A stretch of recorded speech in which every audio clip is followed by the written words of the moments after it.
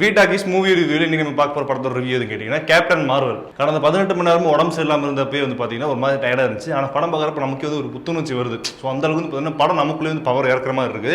So ஓவராலா வந்து பாத்தீங்கன்னா இது வந்து எப்படின்னா இந்த மார்வல் ஃபேன்ஸ்லாம் இருப்பாங்க, தொடர்ச்சியா மார்வல் படங்கள் வந்தாலும் ஃபர்ஸ்ட் டே ஃபர்ஸ்ட் போய் பார்த்து ஜாலியாக என்ஜாய் பண்ற ஃபேன்ஸ்ல ஒரு பக்கம் இருப்பாங்க. ஆனா அந்த கேட்டகரியில் நான் இல்ல. இருந்தாலும் அந்த படம் வந்து நமக்கு எப்படி ஒர்க் அவுட் ஆச்சு அப்படின்னு சொல்றேன். ஸோ ஏதாச்சும் கதை வந்து ஸ்பாயிலர் பண்றதுக்கான வாய்ப்புகள் லைட்டா இருக்கலாம், அதுக்காக மன்னிச்சுக்கோங்க. ஸோ நம்ம அறிவு கேட்டின வரைக்கும் கேப்டன் மார்வல் படம் வந்து எப்படி இருந்துச்சு அப்படின்னு கேட்கறப்ப படத்தினுடைய ஆன்லைன் வந்து பாக்குறதுக்கு முன்னாடி இந்த படம் வந்து பக்கா ஒரு கமர்ஷியல் தமிழ் படம் மாதிரியே இருந்துச்சுன்னு கூட சொல்லலாம். ஏன்னா இதுக்கு முன்னாடி வந்து அதிகமாக மார்வல் படங்கள் பார்க்காட்டியுமே வந்து அவெஞ்சர்ஸோட ஒரு 2-3 படங்கள் நான் பார்த்திருக்கேன். அந்த ஃபர்ஸ்ட் வந்து பார்ட் 1 ஆகட்டும், அப்புறம் லாஸ்டா அந்த இன்ஃபினிட்டி வார், இந்த மாதிரி ஒரு சில படங்களா பார்க்கும்போது வந்து பார்த்தீங்கன்னா ஒரு ஹாலிவுட்டோட படம் எப்படி இருக்கும், ஹாலிவுட்ல இருக்க அந்த ஃபைட் பண்ற அந்த சீன்ஸ்ல எப்படி இருக்கும், அதோட ஸ்டோரி லைன் எப்படி போகும், அவங்களோட ஸ்கிரீன் பிளே எப்படி போகும் அப்படிங்கிறது வேற ஜோனரா இருக்கும். ஆனா இந்த படத்தினுடைய ஒரு பேஸ் லைன் தனியாக எடுத்து பார்த்தோம்னு வச்சுக்கோங்களேன், நம்ம பக்கா தமிழ் கமர்ஷியல் படத்தோட கதை மாதிரியே இருக்கு. எக்ஸாம்பிள் சொல்ல போனா ஹீரோயினுக்கு வந்து படத்துல மறந்துடும், அவங்க வந்து பிரெயின் வாஷ் பண்ணி வேற இடத்துல வச்சிருப்பாங்க. அவங்க பழையபடி அவங்க எங்க இருந்தாங்க அங்க போய் பார்க்கறப்ப அவங்க ஃப்ரெண்ட்ஸ் எல்லாம் பார்த்து 10 வருஷத்துக்கு முன்னாடி எப்படி இருந்த பங்காளி அப்படின்னு கேட்கறதுக்கான வாய்ப்புகள் இருக்கும். அப்போ டக்குனு ஒரு பிளாஷ்பேக் அவங்க என்ன பண்ணாங்க அப்படிங்கிற சீன்ஸ்லாம் இருக்கு இல்லையா, அதை அப்படியே பிச்சு வேற மாதிரி வச்சிருந்தா இந்த ஸ்கிரீன் பிளே அமைச்சிருக்காங்க. அதுக்காக உடனே வந்து அவங்க நம்மளை பார்த்து காப்பி அடிச்சாங்க அப்படின்னு சொல்ல முடியுமா? கிடையாது.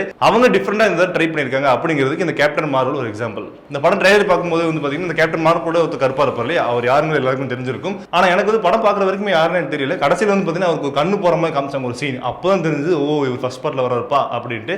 இது ஸ்பாயிலரா அப்படின்னு கேட்பீங்க, அதெல்லாம் கிடையாது. ஏன்னா உங்களுக்கு ஆல்ரெடி தெரிஞ்சிருக்கும் இந்த படம் எப்படி முடிய போகுது அப்படிங்கிற வரைக்கும் கெஸ் பண்ணிட்டாங்க பாதி பேர். ஆனா அது எப்படி போகுது அப்படிங்கிறத மேட்டர் இல்லையா. ஸோ அந்த வகையில் வந்து பார்த்தீங்கன்னா இந்த ஸ்டோரி ரொம்ப சூப்பராகவே கொண்டு போனாங்க அப்படின்னு சொல்லணும். இன்னைக்கு ஹல்க் அவெஞ்சர் சொல்லலாம், அயன்மேன் அவெஞ்சர் சொல்லலாம். ஆனால் அதுக்கெல்லாம் விதை யார் போட்டது அப்படிங்கிற மாதிரி வந்து பார்த்தீங்கன்னா கேப்டன் மார்வல் எப்படி உருவானாங்க அப்படிங்கிறதும் அவெஞ்சர் அப்படிங்கிற அந்த வார்த்தை எங்கிருந்து வந்துச்சும் அப்படிங்கிறதுக்கும் இந்த படத்தில் பதில் வச்சிருக்காங்க. நான் ஆல்ரெடி சொன்ன மாதிரி அவங்க படத்தில் மறந்துடுறாங்க இல்லையா. ஸோ அதுக்கப்புறமா வந்து அவங்க எதனால வந்து திரும்ப ஞாபகப்படுத்திக்கிறாங்க, அதுக்கப்புறம் வந்து அவங்க என்ன பண்ணாங்க அப்படிங்கிறது இந்த படத்தோட மீதி கதை. இந்த படத்தோட இன்னொரு ப்ளஸ் பாயிண்ட் அமைஞ்சது என்னன்னா, இந்த படத்தை தமிழில் பார்த்தது தான். நம்ம ஊரில் தான் தெரியுமே டப்பிங்ல எப்படி இருக்குன்ட்டு, அதுக்கேற்ற மாதிரி டைலாக்ஸ்லாம் சும்மா பிரிச்சு மேஞ்சிருந்தாங்க. பொதுவாக ஹாலிவுட் படங்கள் தமிழ் டப்பிங்ல வந்து அப்படியே இருந்தாலும் இந்த படம் வந்து பார்த்தீங்கன்னா ஒரு லெவல் மேல போய் காமெடி இன்னும் கொஞ்சம் நல்லா ஒர்க் அவுட் ஆயிருக்குன்னு சொல்லணும். பை சீன்ஸாவே எப்படி ஒரு செத்த ஏலியனோட ட்ரெஸ் தூக்கி பார்த்து இது ஆம்பளை பொம்பளையா அப்படிங்கிற மாதிரி பாக்குறது, இந்த பூனையும் பால் குடிக்குமா அப்படின்னு கேட்டா பால் என்ன நான் 10 வரையும் சாப்பிடுவேன் அப்படிங்கிற ஒரு பூனை காட்டுவாங்க. இப்படி படம் ஃபுல்லாவே வந்து அந்த கருப்பாத்தூர் வராலே அந்த கண்ணு போனவர் அவரும் வந்து பார்த்தீங்கன்னா பல இடங்களில் காமெடி ஹியூமரா ட்ரை பண்ணி சூப்பரா ஒர்க் அவுட் ஆயிருக்குன்னு சொல்லணும். ஒட்டுமொத்தமா செகண்ட் ஹாஃப் எங்க நம்ம ஒரு தான் இன்டர்வல் இவங்க டக்குன்னு லைட்டை போட்டு படத்தை நிப்பாட்டிட்டாங்க.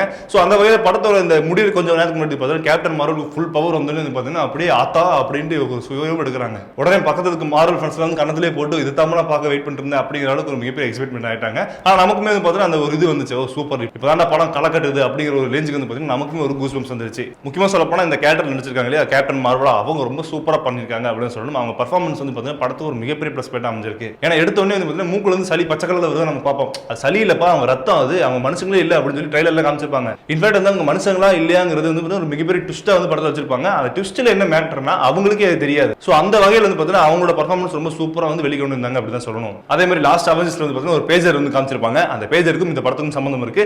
அதே மாதிரி வந்து பார்த்தீங்கன்னா ஒரு மிகப்பெரிய ஒரு சர்ப்ரைஸ் கூட சொல்லலாம். அதை நான் இப்போ ரிவீல் பண்ண விரும்பல, படம் பார்க்க உங்களுக்கு தெரியும். இந்த அவெஞ்சர்ஸ் இந்த எண்ட் கேம் வரப்போகுது அந்த ஏப்ரல் மாசம், அதுல ஒரு மிகப்பெரிய சர்ப்ரைஸ் எலிமெண்ட் காத்திருக்குது. இவங்களோட சூப்பர் பவர்ஸ்ல பார்க்கறப்ப சூப்பர்மேன்ல என்னப்பா அப்படிங்கிற அளவுக்கு நமக்கே வந்து பார்த்தீங்கன்னா ஆச்சரியப்பட வச்சுட்டாங்க. அந்த அளவுக்கு ஒரு மிகப்பெரிய சூப்பர் பவர்லாம் இவங்க வச்சிருக்காங்க. ஸோ இவங்க அடுத்த பார்ட்ல வந்து வருவாங்களா இல்லையா அப்படிங்கிறத நீங்க படம் பார்த்து தெரிஞ்சுக்கோங்க.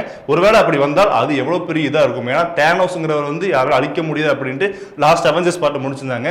ஆனா இந்த அவெஞ்சர்ஸ் எண்ட் கேம்ல வந்து தேனோஸை கொல்றதுக்காக கேப்டன் மார்வல் வருவாங்களா இல்லையா அப்படிங்கிறது நம்ம பொறுத்து இருந்தா பார்க்கணும். ஸோ நம்ம மண்டைக்கு என்ன மார்வல் அறிவுக்கு தகுந்த மாதிரி இந்த படத்தை நம்ம சொல்லியிருக்கோம். இதையும் தாண்டி உங்களுக்கு என்ன படம் நல்லா எட்டரா இருக்கு கேட்டீங்கன்னா படம் டெக்னிக்கலாவும் சரி நல்ல ஸ்டோரி லைனும் சரி ரொம்ப சூப்பரா அமைஞ்சிருக்கு.